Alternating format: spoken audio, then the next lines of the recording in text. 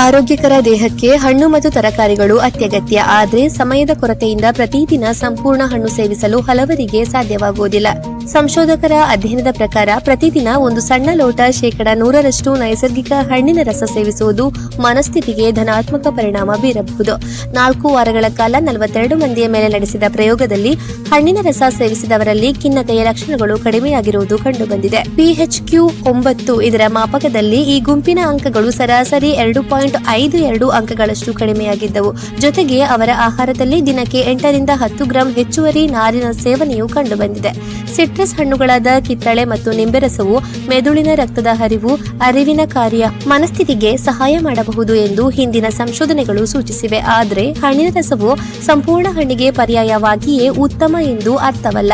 ರಸ ಸೇವಿಸುವಾಗ 100% ಹಣ್ಣಿನ ರಸ, ಹೆಚ್ಚುವರಿ ಸಕ್ಕರೆ ಅಥವಾ ಕೃತಕ ಸಿಹಿ ಕಾರಕಗಳಿಲ್ಲದ ಆಯ್ಕೆಯನ್ನ ಮಾಡುವುದು ಮುಖ್ಯ.